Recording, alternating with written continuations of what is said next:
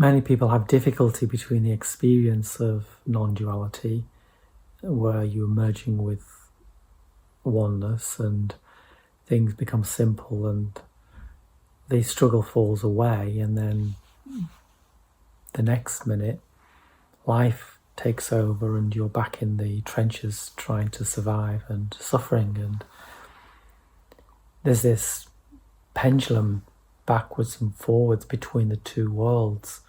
And perhaps when you're in one world, the other world seems false. And then when you're in the second world, the first world seems false. So when you find that peace and equanimity and clarity of mind, you expect that to stay. And then when it disappears because you're triggered and the emotions take over and you're facing a life situation or an old script plays out, perhaps a feeling of resentment or guilt or anger or irritation, the subtler forms of anger such as irritation and being impatient perhaps, or even boredom, then you become disillusioned because you think that what you found in the world of non-duality, that experience that you had, is negated in that world, and actually you believe that that is the reality, and then of course that the non-dual aspect of self is just a fanciful coping mechanism, so to speak, something that takes away the pain temporarily, but actually isn't helpful when faced with a real life situation, an argument perhaps with a loved one, or an issue in work with a line manager perhaps, or a financial difficulty, even just getting annoyed at someone in traffic when you're driving, or at the checkout in the supermarket. These flashpoint moments seem to negate any peace or equanimity or clarity of mind that you thought you had gained. And this is where I work often with people who are potentially on some sort of seeking path. They've sensed a deeper reality to the life that they're living, and there's a need or a want perhaps to enter that world, and the world of deeper esoteric truths, the silent mind, and stay there and live there in peace and harmony, and perhaps have some joy and happiness along the way.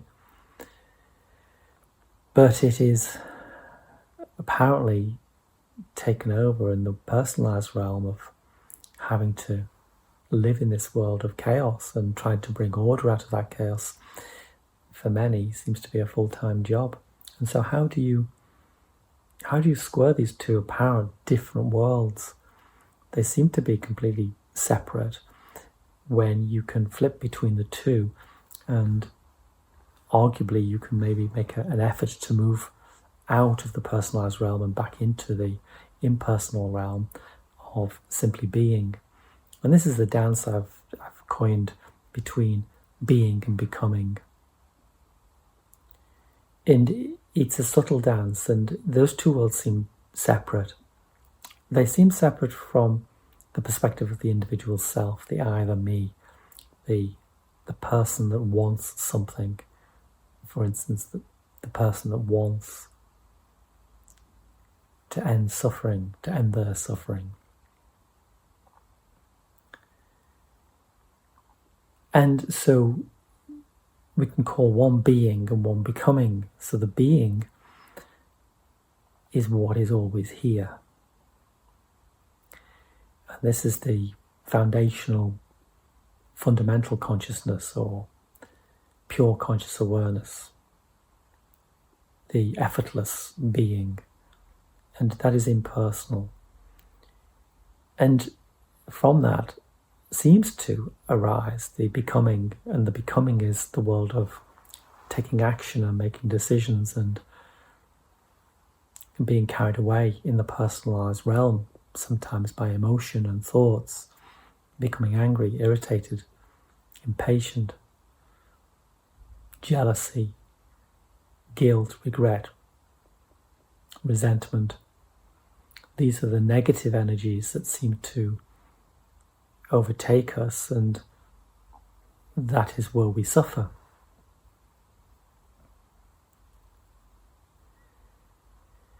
But actually, the being and becoming seems to be a cause and effect, but it's one unfolding. And what is difficult to recognize is that in the world of suffering, in the personalized realm, in the trenches of life, where, let's say, you've got an issue with someone in work who is a line manager and there's a power dynamic there, and you have to fulfill some expectations, and perhaps you're not being listened to or you're being misunderstood. That's very complicated and seems very chaotic.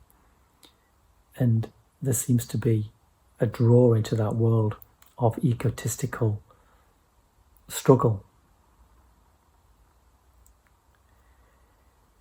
But the beingness is there all the time. It's not just available in moments of quiet contemplation or meditation, where you can focus the mind or empty the mind, if that were even possible, but certainly where you can perhaps have some space from what is happening, a mini retreat, if you like, in the day. It seems to be more apparent there, but it is just as obvious in that difficult connection with a clash of personalities and working styles in an office environment.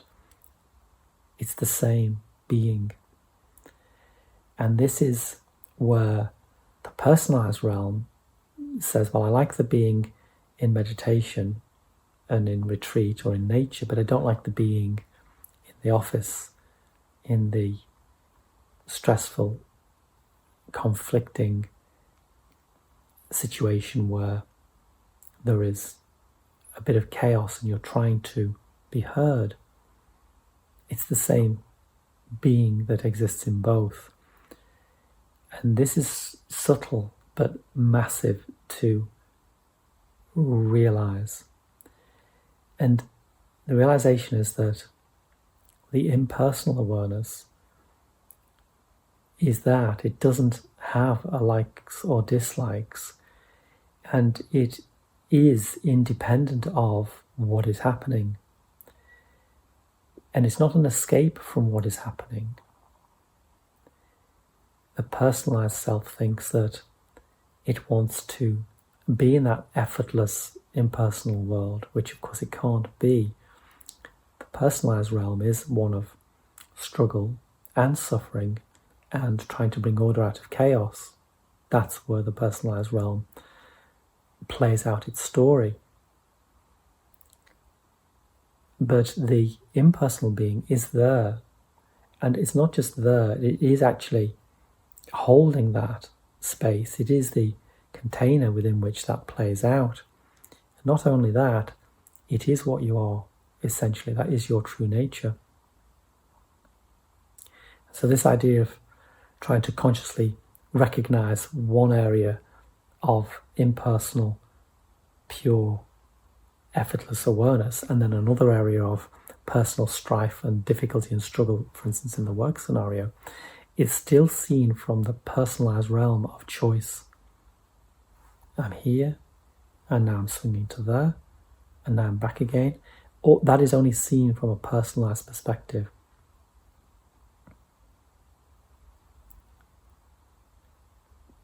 Well, what is actually happening is the effortless being, the fundamental conscious existence, impersonal awareness, is the default position. That is what you are. And within that can arise feelings of irritation, anger, guilt, regret, and a conflict of trying to bring order out of chaos. And within that can exist clarity of mind, effortless being, joy, peace, and happiness. Both those worlds are personalized descriptions of an experience, but the thing that holds the experience isn't the experience. The place that holds the experience is what you are, which is unmoving, unchanging, and ever present. And it doesn't differentiate between those two worlds. So actually, the personalized self sees a pendulum swinging, but the effortless awareness is the fulcrum of that pendulum, which holds the pendulum, but the fulcrum doesn't move. It's part of that same movement, but it actually is stationary.